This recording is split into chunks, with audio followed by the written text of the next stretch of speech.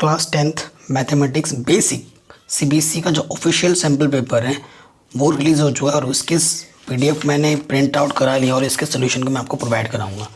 ठीक है, और आपको पता है हम अपना सेटअप बना रहे हैं और सेटअप बनाने की वजह से ही मैं आपको एक वीडियो में सारा सोल्यूशन नहीं दे पा रहा हूँ क्योंकि मेरे पास टाइम की बहुत शॉर्टेज है। घर पे काम चल रहा है, किसी बहाने मैंने थोड़ा सा टाइम निकाला है रात में और फिर ये वीडियो बना रहा हूँ। सो आपको सारा सोल्यूशन प्रोवाइड करा दूंगा, आई प्रॉमिस। थोड़ा सा वेट करना है, ठीक है। तो पैटर्न चेंज हुआ है, पैटर्न तो मैं पहले डिस्कस कर चुका हूँ और इसके मैं लिंक भी दे दूंगा डिस्क्रिप्शन पे, इसके पीडीएफ का क्वेश्चन पेपर का। सोल्यूशन पे बात स्टार्ट कर दें। आज के इस वीडियो में हम पार्ट ए को पूरा कवर करेंगे। तो पार्ट ए में आते हैं, क्वेश्चन को सॉल्व करेंगे हम। पहला क्वेश्चन बेसिक है, बहुत ईजी पेपर है, मैं पहले ही बोल चुका हूँ। अगर आप अब सिर्फ एनसीईआरटी पे फोकस करना है आपको और एनसीईआरटी ढंग से पढ़ोगे तो सारा क्वेश्चन आराम से बनेगा। पहला क्वेश्चन कह रहे हैं express 156 as the product of prime numbers, यानी कि इसको फैक्टर बना के छोड़ देना, बस यही इसका आंसर है। सो 156 किससे कटेगा? पहले 2 से, तो 2 सत्ते 14, 2 अट्ठे 16, फिर 2 से कटेगा 2 तिया 6, 2 नम 18, 3 एक कम 3, 3 तिया 9, 13 कम 13, क्योंकि 13 एक प्राइम नंबर है। सो प्राइम फैक्टर क्या होगा? सो प्राइम फैक्टर 156 का 2 कितनी बार है? 2 बार, 3 एक बार और 13 एक बार। आंसर ठीक है। नेक्स्ट क्वेश्चन पे आ जाते हैं। Write a quadratic polynomial, sum of zeros is 2 and product is -8। इतना इजी क्वेश्चन है। सो देखो गिवन क्या दे रखा है हमें, सम ऑफ जीरोज, जीरोज को let zeros alpha and beta. ठीक है, तो अल्फा एंड बीटा हमने मान लिया, तो हमें गिवन क्या है हमारे पास? सम ऑफ जीरोज कितना है? 2 है, and product of zeros alpha and beta कितना दे रखा है? -8। सिंस जो क्वाड्रेटिक पोलिनोमियल होता है उसका फॉर्मूला क्या होता है? x² माइनस के अल्फ़ा बीटा। ये चीज़ वैल्यूज पुटअप करो। अल्फ़ा प्लस बीटा कितना है? 2 है, और अल्फ़ा बीटा क्या? -8 है। सो आंसर क्या हो जाएगा? Plus into minus minus. ठीक है, इक्वल टू 0 मत लगा देना। इक्वल टू 0 करोगे तो वो इक्वेशन बन जाएगा, पोलिनोमियल नहीं रहेगा। तो पोलिनोमियल और इक्वेशन में ज़मीन आसमान का अंतर है। ठीक है, आराम से बन गया ये क्वेश्चन। थर्ड वाले पार्ट पे आ जाऊँ। और हाँ, जिस क्वेश्चन में इंटरनल चॉइस दे रखा हो, जैसे इस क्वेश्चन में इंटरनल चॉइस दे रखा है तो कोई एक करना है, दोनों नहीं। और आपको अगर दोनों क्वेश्चन आते हैं तो आपको वो क्वेश्चन करना है जिसमें टाइम आपका कम लगे, जो क्वेश्चन टाइम कम लेता हो। ये नहीं कि मेरे को दोनों आता है, ये लंबा है, लंबा वाला करने लग गए, तो ये बेवकूफ़ी है। ठीक है, आपको स्मार्ट बनना है क्योंकि हर एक सेकंड आपके लिए कीमती है एग्जाम में। तो जो क्वेश्चन इजी है उसी को ही करना है जिसमें टाइम की बचत हो रही है। थर्ड वाला कह रहे given that HCF of 2 number is 4 and LCM of इन दोनों नंबर का क्या होगा? ठीक है, सो वी नो दैट, हम क्या जानते हैं? ठीक है, हम जानते हैं कि प्रोडक्ट ऑफ 2 नंबर्स किसके इक्वल होता है? LCM to HCF of 2 numbers. 2 number क्या है हमारे पास? 96 और 404, और LCM हमें निकालना है और HCF हमें कितना दे रखा है? 4 इधर मल्टीप्लाई में रखे क्या हो जाएगा? डिवाइड में। 4 1 जा 4, 0 4 1 जा 4, 96 101। ठीक है, 96 को 101 से मल्टीप्लाई करेंगे तो आपको मिलेगा 9696। ये हमारा आंसर आ जाएगा। ठीक है, अब आते हैं इसके ऑप्शनल वाले प्रॉब्लम पर। कह रहे हैं state the fundamental theorem of arithmetic. Fundamental of theorem of arithmetic क्या कहती है कि दुनिया में जितने भी कंपोजिट नंबर हैं उनको हम प्राइम फैक्टर के मल्टीपल्स के फॉर्म में लिख सकते हैं। यही कहती है फंडामेंटल थ्योरम। तो आंसर क्या होगा?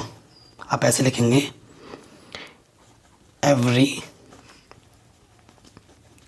composite number can be expressed as a product of primes and this factorization, ये आपके एनसीईआरटी में है पूरा, इज यूनिक।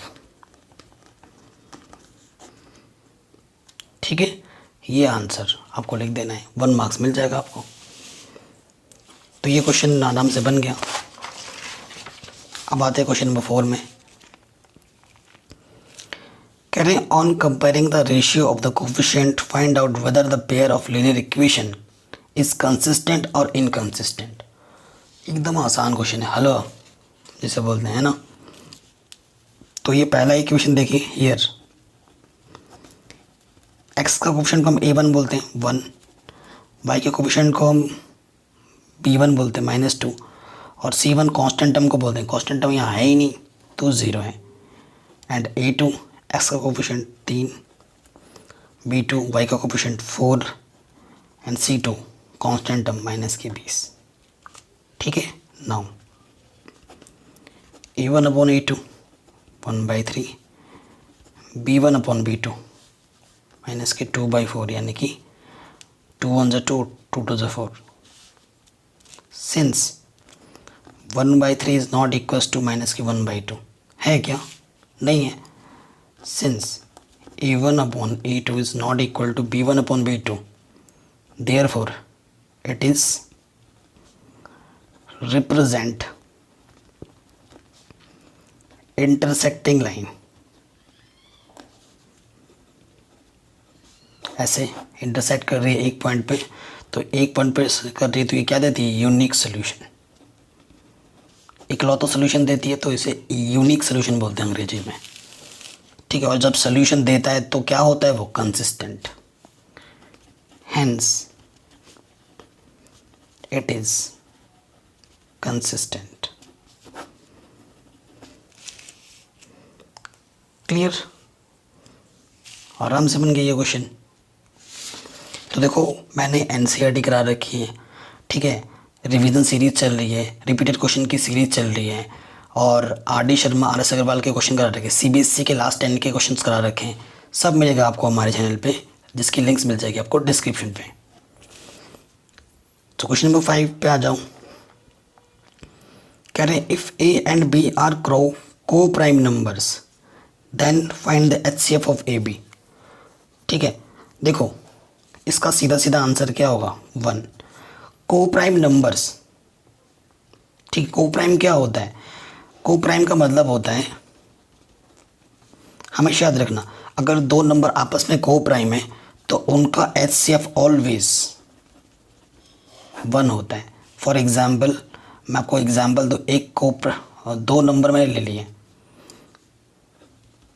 एक नंबर 2 है, एक नंबर 3 है, इनका अगर एचसीएफ निकालोगे ना तो 1 आएगा। को प्राइम का मतलब क्या होता है? वो दोनों नंबर जिनका एचसीएफ 1 होता है उसे हम को प्राइम बोलते हैं। तो ये तो एक चुटकी वाला आंसर था, आंसर इज़ 1। बस आपको रीज़न देने की भी ज़रूरत नहीं है, सीधा 1 लिख दे दो। क्वेश्चन नंबर 6 पे आ जाओ। Can you find the area of a sector of a circle with radius 6 cm if angle of sector is 60 degree. ठीक है, हमें सेक्टर का एरिया निकालना है। ठीक है, तो ये वाला एरिया मेरे को फाइंड करना है। हमें थीटा क्या दे रखा है क्वेश्चन में? 60 डिग्री, और रेडियस क्या दे रखा है हमें? 6 सेंटीमीटर। ठीक है, और पाई की वैल्यू 22/7 यूज़ करना है। तो अकॉर्डिंग टू क्वेश्चन क्या हो जाएगा? एरिया ऑफ सेक्टर, फॉर्मूला बस याद हो, फॉर्मूला क्या होता है? Theta upon 360 into pi r square. Theta given है 60 डिग्री, और नीचे आ जाता 360 इंटू पाई की वैल्यू यूज़ करने को बोला 22/7, और रेडियस हमें बोला है 6, आर स्क्वायर यानी 6 × 6 स्क्वायर का मतलब 2 बार मल्टीप्लाई में 6, 0 से 0 कट, 6 6 6 से 6 कैंसिल, सो ये आ जाएगा 6 दूनी 12, 6 दूनी 12 और 1 13 अपॉन 7, 7 से डिवाइड कर दो, ये आ जाएगा आंसर। ठीक है, आराम से बन गया ये क्वेश्चन भी। अब इसमें एक चॉइस भी दे रखा है आपको, चॉइस वाले क्वेश्चन पे आ जाओ। क्या बोल रहे हैं, a horse tied to a pole with 28 metre long rope, find the perimeter of the field where the horse can graze. ठीक है, ये क्वेश्चन हमारे पास है। अब देखो क्या बोला है, a horse tied a pole with 28 metre long rope, find the perimeter of the field where the horse can graze. देखो हॉर्स यूँ घोड़ा बंधा हुआ है एक रस्सी से 28 सेंटीमीटर, ठीक है, एंड पेरीमीटर बोला है कि कितना जगह वो, ठीक है, घोड़ा कितना जगह घास चर सकता है। तो ये घोड़ा है यहाँ बंधा हुआ है, तो घोड़ा यूँ खूंटा बांध के यूँ यूँ यूँ यूँ यूँ खाता रहेगा, तो पेरीमीटर पूछा है हमसे। सो जब देख रहे हो तो ये क्या है, एक सर्कल बनेगा, और सर्कल का पेरीमीटर फॉर्मूला क्या होता है 2πr, और हमारे पास रेडियस क्या है 28 सेंटीमीटर। ठीक है, so according to question required perimeter, reason दे देना। ठीक है, व्हेन ऐसे लिख देना, जब घोड़ा घास खाएगा तो ये एक सर्कल को फॉर्म करेगा, और सर्कल का जो सरकमफ्रेंस होता है वो 2πr होता है। ठीक है, 2 पाई की वैल्यू 22/7, रेडियस में 28 है, सो चक्को 28, 4 दूनी 8, 22, ठीक है, 22 8 176, 176 सेंटीमीटर आ जाएगा आपका आंसर। तो इतना पेरीमीटर आप घोड़ा घास खा सकते हैं। ठीक है, तो ये क्वेश्चन भी हमारा आराम से बन गया, ये भी हो गया। नेक्स्ट को जो क्वेश्चन है वो काफ़ी इम्पॉर्टेंट है, हालांकि सारे क्वेश्चन ही इम्पॉर्टेंट है, लेकिन ये क्वेश्चन थोड़ा सा ज़बरदस्त है। इस क्वेश्चन में क्या बोला है, कह रहे हैं इन the given figure DE parallel है BC के, ठीक है, और जो ADE है, ADE यानी कि ये वाला जो एंगल है वो कितना है 70, एंड BAC यानी कि जो ये वाला एंगल है वो कितना है 50 डिग्री। देन एंगल BCA ये वाला एंगल कितना होगा वो आपको बताना है। ठीक है, ये वाला एंगल कितना होगा वो आपको बताना है। सो सबसे पहले देखो इस ट्रायंगल में बात करते हैं, in triangle ADE angle sum property लगाओ, angle A plus angle D plus angle E 180 होना चाहिए। एंगल A मेरे पास 50 है, एंगल D मेरे पास 70 है, और एंगल E निकाल लोगे आप 70 और 50 120, 120 प्लस का इधर क्या हो जाएगा माइनस का, सो ये कितना आ जाएगा 60 डिग्री। ठीक है, 60 डिग्री आ जाएगा। देखो ये और ये आपस में पैरेलल है, since D parallel to BC, so यहाँ पर जो एंगल बनेगा यहाँ पर भी वही एंगल बनेगा। सो जो एंगल E है वो एंगल C के इक्वल होगा।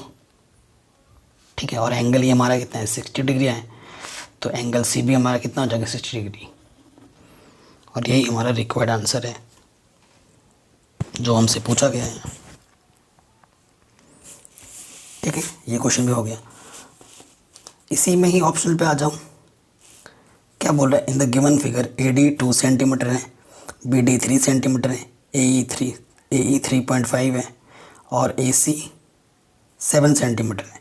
Is D parallel to BC, ठीक है, is D parallel to BC। तो ये क्वेश्चन थोड़ा सा हटके हैं, क्यों, क्योंकि AD दे रखा है और उसके बाद फिर BD दे रखा है। ठीक है, फिर इसमें क्या बोला AE 3.5 सेंटीमीटर दे रखा है, और फिर हमें AC दे रखा है पूरा टोटल, यानी कि EC नहीं पता है। तो EC क्या होगा, EC में से जब EE को माइनस करोगे तो आपको EC मिलेगा। EC कितना है हमारे पास 7 और AE कितना है 3.5।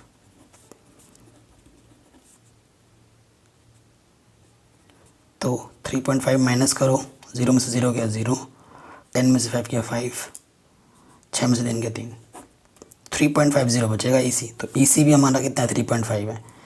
हमसे क्या पूछ रहे हैं, क्या DE BC के पैरेलल है। तो अगर DE BC के पैरेलल है तो वो तभी होगा जब ये थिल्स थ्योरम को सेटिस्फाइड करेगा। If it is satisfied Thales theorem, अगर ये थिल्स थ्योरम को सेटिस्फाइड करेगा तभी पैरेलल होगा। Then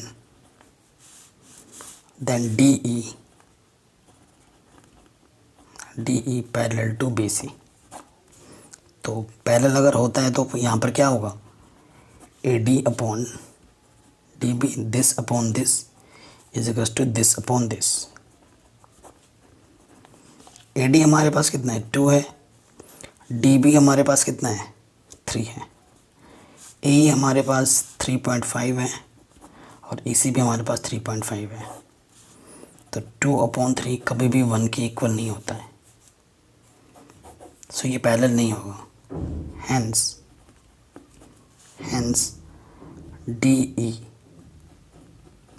DE not parallel to BC, ये लिख देना। ठीक है, ये क्वेश्चन भी आपका बन गया।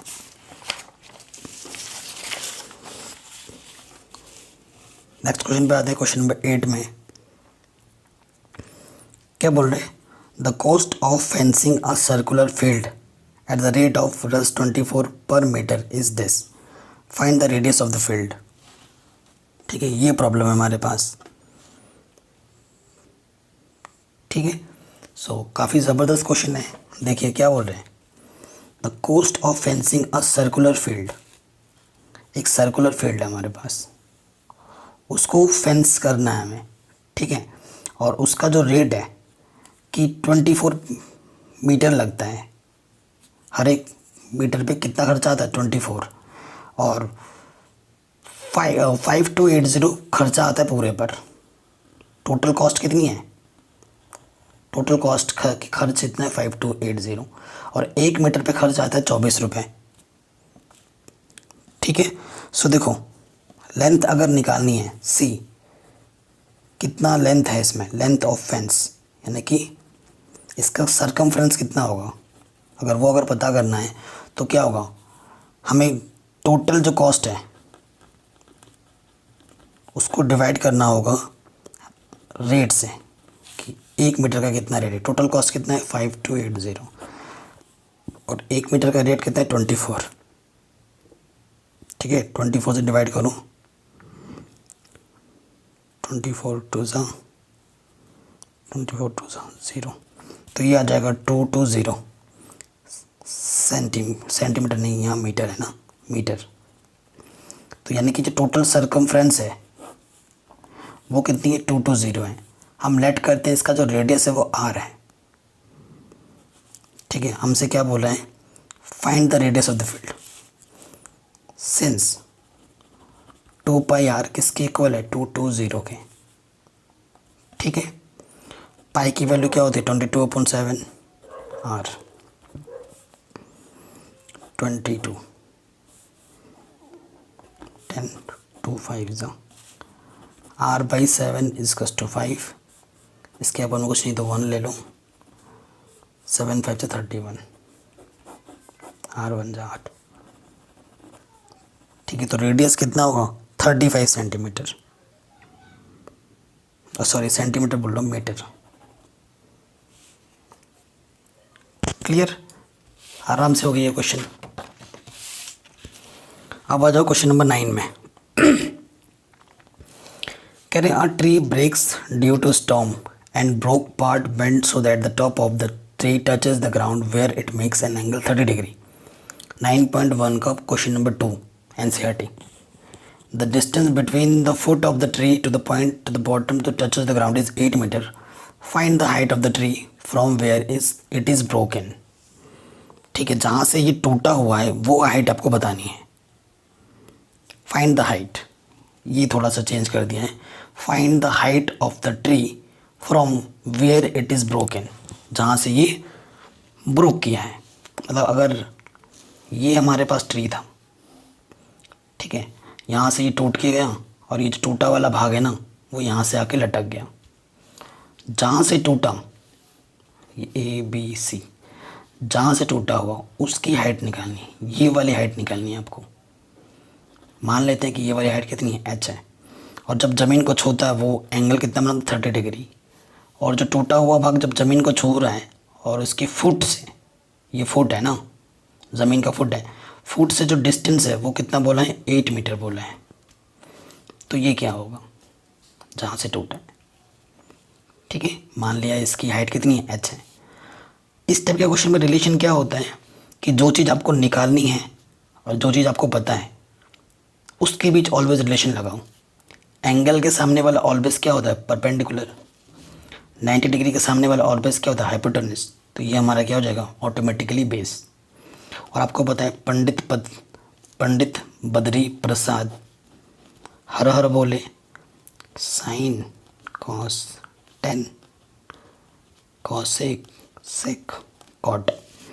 तो देखो क्या निकालना है मेरे को, BC। तो आप क्या लिखोगे, इन ट्रायंगल ABC क्या निकालना है, BC, और क्या पता है, AB, यानी कि perpendicular upon base. Perpendicular upon base क्या होता है, 10, और थीटा कितना है अपन के पास, 30 डिग्री। BC हमें फाइंड करना है और AB हमारे पास 8 है। देन 30 की वैल्यू होती है 1/√3। तो BC यानी कि हाइट h, 8 1 जा 8/√3। √3 को कभी भी नीचे नहीं छोड़ते हैं, मतलब रूट को कभी नीचे नहीं छोड़ते हैं। तो मैंने √3 से ऊपर नीचे मल्टीप्लाई कर दिया, तो ये आ जाएगा 8√3। तो √3 × √3 ओनली 3। जब दो चीज़ों की प्रोडक्ट होती है तो रूट हट जाता है। So answer is this. आप यहाँ पर भी छोड़ सकते हो ओनली, या फिर यहाँ पर भी, जो आपको सही लगे। ये क्वेश्चन भी बन गया आराम से। नेक्स्ट क्वेश्चन पे आते हैं। कह रहे हैं if the perimeter and the area of a circle are numerically equal then find the radius of the circle. NCERT का प्रॉब्लम है, चैप्टर नंबर 10, ठीक है, उसका प्रॉब्लम है। कह रहे हैं if the perimeter of the area of circle, ये कोई सर्कल है, मान लेते हैं उसका रेडियस R है। हमें गिवन क्या बोला है कि इसका जो पेरीमीटर है C और इस एंड एरिया वो आपस में इक्वल है, यानी कि 2πr = πr²। ठीक है, पाई से पाई कैंसिल, R² बोले तो R × R, R से R कैंसिल। सो रेडियस कितना हो जाएगा, 2 unit. Find the radius of the circle. Radius of circle कितना होगा, 2 यूनिट। क्योंकि यूनिट को डिफाइन नहीं किया है, सेंटीमीटर है मीटर है, तो आप यूनिट लिख देना। ठीक है, ये भी हो गया आराम से। क्वेश्चन नंबर 11 बड़ा सिंपल क्वेश्चन है और हर बार पूछा जाता है। इस पे या तो न्यूमेरिकल क्वेश्चन पूछ देगा या फिर ऐसे लिखने का बोलते हैं। Right the empirical relationship among mean median mode. एक तो हलवा है भाई, क्या रिलेशन होता है, 3 मीडियन = मोड + 2 मीन। आंसर आराम से हो गया। नेक्स्ट क्वेश्चन क्या बोल रहे हैं, to divide a line segment BC internally in the ratio 3:5 we draw a ray BX such that CBX is an acute angle. What will be the minimum number of points to locate at equal distance of रे BX? ठीक है, minimum distance कितना होगा। तो देखो answer क्या हो जाएगा, ये जो रेशियो है ना इनको आप ऐड कर दो, 3 + 5 यानी कि 8। क्योंकि कोई भी आप खींचोगे, आप यूँ बनाओगे 3:5 में डिवाइड करना है, तो इसको हम क्या करते हैं, ऐड कर दे, क्योंकि इंटरनली बोला है तो ऐड कर दो।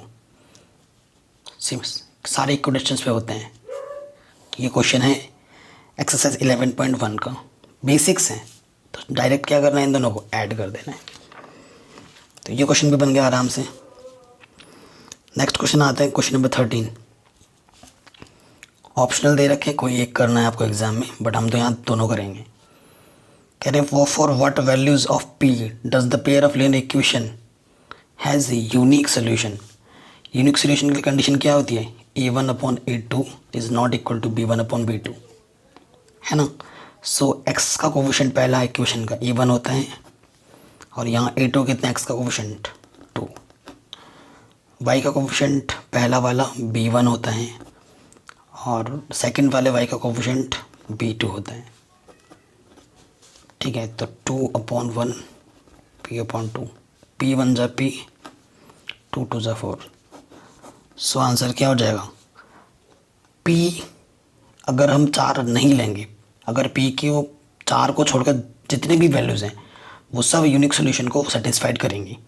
सो आप क्या लिखोगे, for all real values of p except 4 the given pair of linear equation will have unique solution.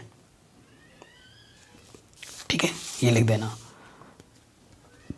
और वाले पे आ जाओ, कह रहे हैं what type of straight lines will be represented by the system of linear equation.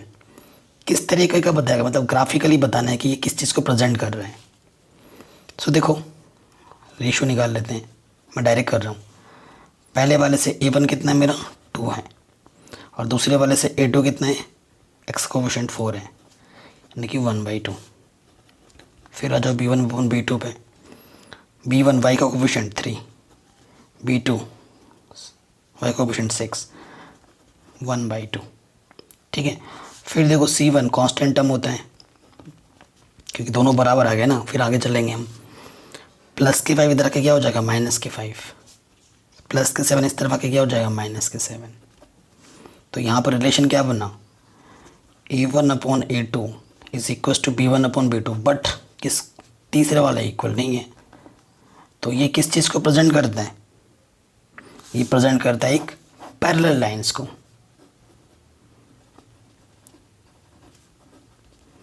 और parallel lines में no solution होता है, कोई सॉल्यूशन नहीं होता इस कंडीशन में, और इस कंडीशन में इनकंसिस्टेंट भी होता है। तो कुछ भी पूछ सकता है इनमें से, ये पूछा है, ये भी पूछ सकता था, ये भी पूछ सकता था। तो ये पूछा, ये तो बता ही दिया, साथ ही साथ इन दोनों के बारे में भी बता दिया। तो ये क्वेश्चन भी हमारा आराम से बन गया। नेक्स्ट क्वेश्चन आ जाओ, कह रहे एक बैग है जिसमें रेड बॉल कितने हैं 3, ब्लैक बॉल कितने हैं 5, तो टोटल बॉल कितने हो गए हमारे पास 3 + 5 यानी कि 8। A ball is draw at random from the bag, what is the probability that the ball draw is red. तो रेड की प्रोबेबिलिटी निकाली, PR favourable upon total formula होता है। तो रेड के लिए बोला है, रेड कितने हैं 3, टोटल कितना है 8। So probability is 3/8। आराम से हो गया। इसी में नेक्स्ट पूछा है, a die is thrown once, what is the probability of getting a prime number. देखो जब डाइस को हम फेंकते हैं तो हमारे पास क्या क्या पॉसिबिलिटी होती है, या तो 1 आएगा, 2 आएगा, ठीक है, ये आएगा। तो टोटल हमारे पास नंबर्स कितने हैं 6। अब प्राइम नंबर की बात करो तो प्राइम नंबर क्या है 2 है, 3 है, 5 है, ठीक है, ये 2, 3, 5 है। तो फेवरेबल आउटकम्स कितने हैं मेरे पास 3। तो प्रोबेबिलिटी क्या हो जाएगी favourable upon total. So 3 × 1 = 3, 3 × 2 = 6, answer is 1/2। आराम से बन गया ये क्वेश्चन। नेक्स्ट क्वेश्चन में आते हैं, कह रहे हैं अ tower stands vertically on the ground. ठीक है, एक जो टावर है वो वर्टिकली ग्राउंड पर खड़ा हुआ है, सीधा। वर्टिकली मतलब सीधा, हॉरिजॉन्टली मतलब फर्श नीचे। कह रहे हैं अ tower stand vertically on the ground, ये हमारा ग्राउंड मान लेते हैं। इस पर ये वर्टिकली सीधा खड़ा है, सीधा जब खड़ा है तो इनके बीच में 90 का एंगल बनेगा। From a point on the ground, ground के किसी एक पॉइंट से which is 50 metre away from the foot of the tower. ये जो टावर है, ये टावर का फुट है, इससे कितनी दूर है वो पॉइंट? 15 मीटर दूर है। The angle of elevation top of the tower, ये टॉप है टावर और इस पॉइंट से जो एंगल ऑफ एलिवेशन है वो कितना बोला है? 60 डिग्री बोला है। Find the height of the tower. मान लेते हैं हाइट इस टावर की क्या है? h। नाम दे दूँ ABC। ठीक है, एंगल के सामने वाला ये क्या होगा? परपेंडिकुलर। 90 के सामने वाला हाइपोटेनस और ये बेस। सो आप लिखेंगे in triangle ABC, AB upon BC। जो आपको निकालना है और जो आपको पता है उनके बीच रिलेशन लगाओ। Perpendicular upon base, tan theta, और थीटा कितना है? 60। AB h है, BC 15 है, tan 60 का मान √3 है। इसके अपन में कुछ नहीं तो 1, h 1 जा h, 15√3 मीटर। ये हमारा आंसर आ जाएगा। ठीक है, ये क्वेश्चन भी हो गया। नेक्स्ट क्वेश्चन क्या बोल रहे हैं? Probability of an event E plus probability of event not. देखो, किसी चीज़ की होने की प्रोबेबिलिटी और ना होने की प्रोबेबिलिटी का जो सम होता है वो 1 होता है ऑलवेज। ये सब बेसिक्स, प्रोबेबिलिटी का बेसिक्स मैंने जब पढ़ाया था, 1 घंटे की एक वीडियो बनाई थी सिर्फ प्रोबेबिलिटी के बेसिक्स पर, तो उसमें ये सब मैंने डिस्कस कर रखा है।